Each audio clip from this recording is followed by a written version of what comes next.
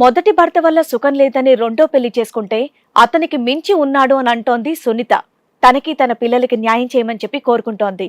తాగడం నుండి స్టార్ట్ ఇంకా ఇంట్లో ఏమీ తెచ్చిచ్చేవాడు కాదు. ఏమన్నా అంటే నన్ను కొట్టడం, పిల్లలు ఏదన్నా అడిగితే నా పిల్లలు కాదు అనడం, ఆ తేడా చూపిస్తున్నాడు.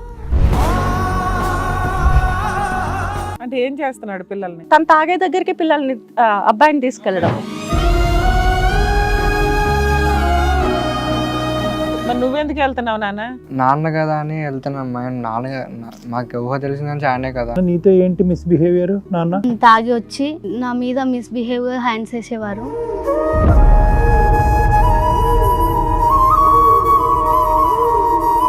ఒంటరిగా ఉండనివ్వట్లేను, ఒంటరిగా వదిలిపోయింటాను. కాదమ్మా, అసలు అట్లాంటి ఒక డౌట్ డాడీ టచ్ చేయని ప్లేసుల్లో టచ్ చేస్తున్నాడమ్మా అన్నప్పుడు అసలు అట్లాంటివి అదవని బయటకు తోసేయాలి కదా తల్లి. నువ్వు ఏంటి పిల్లని కాపాడేది? మేము అసలు వాడు వీడని నేను ఎవరిని అనను. ఇట్లాంటి క్యారెక్టర్ దాకా వస్తే నాకు చాలా కోపం వస్తుంది.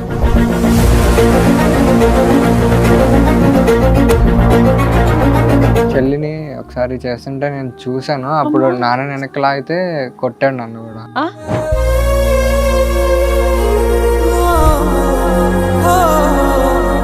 ఆమెను తీసుకెళ్లి సెంట్రల్ నిలబెట్టి మందు ఉంటే దాన్ని అక్కడ వదిలేస్తున్నాను, వెళ్ళిపోతున్నానండి.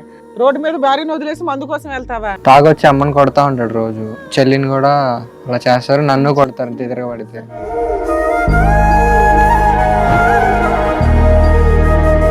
అలాంటి వ్యక్తి చెయ్యేస్తుంటే నువ్వేంటి ఆయన ఇంట్లో పెట్టుకుని పోషించి తిండి పెట్టి ఇంకా కొడుతున్నాడండి తిడుతున్నాడండి అని నువ్వు కదా చెయ్యాలి ఆ పని. ఈ ఆడపిల్ల మీద చెయ్యేసినా కూడా ఏం మాట్లాడవు అనే ధైర్యం వచ్చేస్తుంది అతనికి. ఆ పిల్ల ఇంకెవరికి చెప్పుకోవాలమ్మా నీకు కాక? అసలు ఎంతకాలం తర్వాత ఆ పిల్ల మీ దగ్గర రియాక్ట్ అయ్యారు చెప్పడం అనేది జరిగిందో.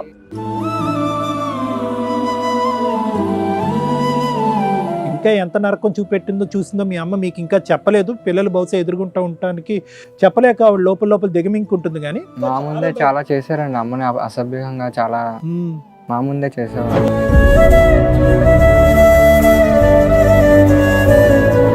నాకైతే నాన్న కావాలి, కానీ మార్చండి మీరు. నమస్తే, ఇది కథ కాదు జీవితం కార్యక్రమానికి స్వాగతం. ఈ కార్యక్రమంలో మనతో పాటు ఉన్నారు ప్రముఖ హైకోర్టు అడ్వకేట్ రమ్యాకుల గారు. నమస్తే మేడం. నమస్తే అండి. ప్రముఖ సైకియాట్రిస్ట్ డాక్టర్ కళ్యాణ్ చక్రవర్తి గారు. నమస్తే సార్. సునీత గారు ఇక్కడ సమస్యతో రావడం అనేది జరిగింది. తనకి ఎలాంటి సమస్య వచ్చింది, ఎలాంటి న్యాయం కావాలని కోరుకుంటుందో అడిగి తెలుసుకుందాం. నమస్తే అండి సునీత గారు. నమస్తే. ఎక్కడి నుంచి వస్తున్నారండి?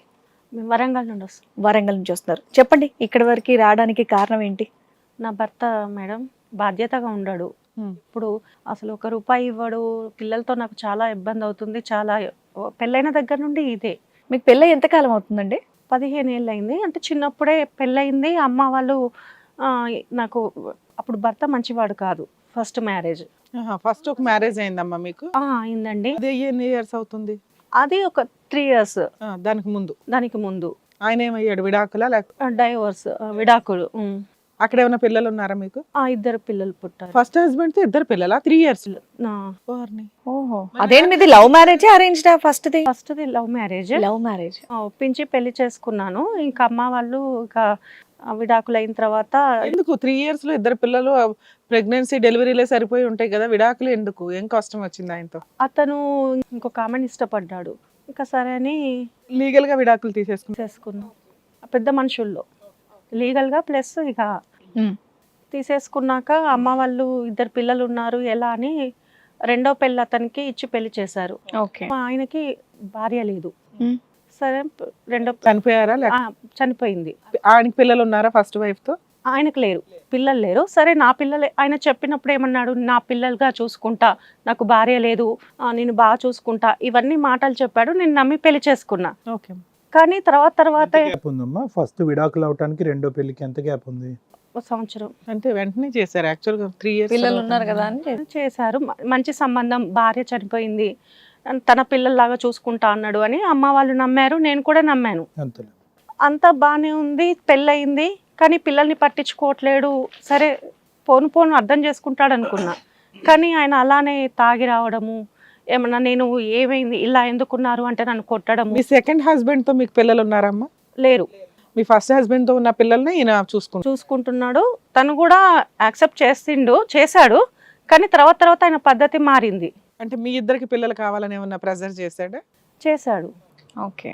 చేశాడు ఇంకా ఏంటంటే అతను సంపాదించకపోగా అప్పులు చేయడము, అప్పుల వాళ్ళు రావడం ఇంటికి, తాగి రావడము. అసలు ఏం పని చేసేవాడమ్మా?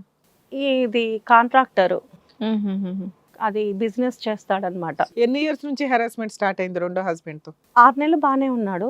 నా పిల్లల్ని కూడా తన పిల్లల్లా చూసుకో. 6 నెలలే? 15 ఏళ్ల క్రితం స్టోరీ చెప్తున్నావు నువ్వు. కొన్నాళ్ళు 6 నెలలు అంటే తాగుడు కొంచెం కంట్రోల్ చేసుకున్నాడు ఫస్ట్ లో, తర్వాత మెల్లమెల్లగా అన్ని ఆయన బయట పడుతున్నాయి అన్నమాట. తాగడం నుండి స్టార్ట్. ఇంకా ఇంట్లో ఏమీ తెచ్చిచ్చేవాడు కాదు. ఏమన్నా అంటే నన్ను కొట్టడం, పిల్లలు ఏదన్నా అడిగితే నా పిల్లలు కాదు అనడం, తేడా చూపిస్తున్నాడు. ఓకే. అట్లా ప్రతిసారి ఇదే ఇల్లు ఎలా గడిచేది మీకు? మీ ముగ్గురు బతకాలి, భర్తను పోషించాలి, ఇవన్నీ ఎలా నడిచేవి? నేను ప్రైవేట్ జాబు, అక్కడ సేల్స్ ఉమెన్ గా అట్లా బట్టల షాపుల్లో అట్లా పని చేసుకుంటూ జీవితం గడుపుతున్నా. ఇలా ఈ 15 ఏళ్ళు నరకం పడుతూనే ఉన్నాం. నరకం పడుతున్నా. ఎందుకు ఇంతకాలం భరించావు? ఫస్ట్ హస్బెండ్ ఏమో వెంటనే వదిలిచ్చేసుకున్నావు, ఈయన ఎందుకు భరించావు? ఎందుకు భరించాల్సి వస్తుందంటే సెకండ్ మ్యారేజ్ ఎందుకు వచ్చిన గోల? ఎందుకు వచ్చిన గోల, అమ్మ వాళ్ళు కూడా అడ్జస్ట్ అవ్వవే, బాగుండదు, మా పరువు పోద్ది, ఇప్పుడు కూడా మళ్ళీ విడాకులు మేము ఏం చేయలేము, పిల్లలు ఉన్నారు వాళ్ళని చదివించు ఏదో ఒకటి అని అమ్మ వాళ్ళు కూడా నాకే సర్ది చెప్తున్నారు. ఓకే అమ్మా. ఇంకా నేను చేసేది ఏం లేక, ఎవరిని అడగాలో తెలియక, ఏం చేయాలో తెలియక అన్నీ సర్దుకున్నా. కానీ నాకు కూడా విసుగొచ్చింది అతని ప్రవర్తన చూసి. సరే, నన్నంటే హింసలు పెట్టాడు, నా పాపతో మిస్బిహేవ్ చేసే ఇంకా నేను భరించలేకపోయాను. ఏమన్నంటే నా కూతురు కాదు కదా, నా సొంత కూతురు కాదు కదా అంటే, ఇంతకంటే ఇంక దారుణం. నాకు నన్ను అన్నా నాకేం కాదు, నా కూతురు జోలికి వస్తున్నాడు, అది నా బాధ. నా కూతురు, నా కొడుకు జీవితం కూడా స్పాయిల్ అయిపోతుంది. ఏమన్నంటే నా సొంత పిల్లలు కాదు అంటున్నాడు. అంటే ఏం చేస్తున్నాడు పిల్లల్ని? తను తాగే దగ్గరికి పిల్లల్ని, అబ్బాయిని తీసుకెళ్ళడం. ఏమో తాగుడుకు తీసుకెళ్తున్నాడు, అమ్మాయి మీద చేస్తాడు. మరి నువ్వెందుకు వెళ్తున్నావు? నాన్న కదా అని వెళ్తున్నాను. మాకు ఊహ తెలిసిన నుంచి ఆయనే కదా. ఏం చదువుతున్నావు నాన్న? నువ్వు ఏం చదువుకుంటున్నావు? 10th అయిపోయింది. 10th అయిపోయింది. నాన్న కదా అని వెళ్తున్నావా? నాన్న అలా వెళ్ళకపోతే భయమా నీకు? కొడుతున్నాడు అంటే కొంచెం కొట్టేవాడు, కొంచెం నానే కదా అని భయం అనేది వీళ్ళకి తెలియదుగా అంత స్టోరీ. ఫస్ట్ లో అమ్మాయి కూడా భయపడింది చెప్పడానికి. పాప పెద్దదా బాబు పెద్దడా? బాబు పెద్దవాడు. పాప ఏం చదువుతుంది? పాప 9th. ఏమనుకోవద్దు నాన్న, నీతో ఏంటి మిస్బిహేవియర్? నాన్న అంటే అమ్మ వాళ్ళు లేనప్పుడు నాన్న ఉండేవారు. నాన్న వచ్చి నా మీద మిస్బిహేవ్ హ్యాండ్స్ వేసేవారు.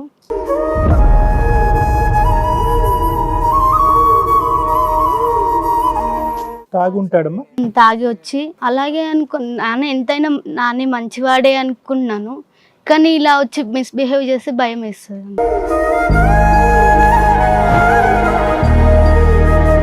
నీకు ఎప్పుడమ్మా ఊహ ఎప్పుడు తెలిసింది నాన్న నీతో తప్పుడుగా ప్రవర్తిస్తున్నట్టు? నీకు ఎంతకాలం అయింది తెలిసి?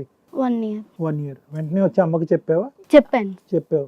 ఒంటరిగా ఉండనివ్వట్లేను, ఒంటరిగా వదిలిపోయింటాను. హిట్ టీవీ యాప్, ఇందులో short news, live news, entertainment shows, movies, digital magazines తో పాటు మీ జిల్లా వార్తలను కూడా ఫ్రీగా చూడొచ్చు.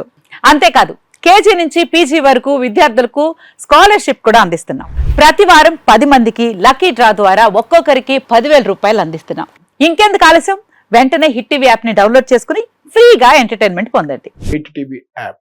Hit TV app. Please download hit TV app. Hit TV app ని ఫ్రీగా డౌన్లోడ్ చేసుకొని ఎంజాయ్ చేయండి. మీకు నచ్చిన ఎంటర్టైన్మెంట్ కోసం హిట్ టీవీ యాప్ ని ఫ్రీగా డౌన్లోడ్ చేసుకొని ఎంజాయ్ చేయండి. హిట్ టీవీ యాప్ ని డౌన్లోడ్ చేసుకుని ఆస్వాదించండి, ఆశీర్వదించండి. ఇంతమంది సెలబ్రిటీలు హిట్ టీవీ యాప్ ని డౌన్లోడ్ చేసుకోండి అని చెప్తున్నారంటే ఎంత మంచి యాప్ ఆలోచించండి.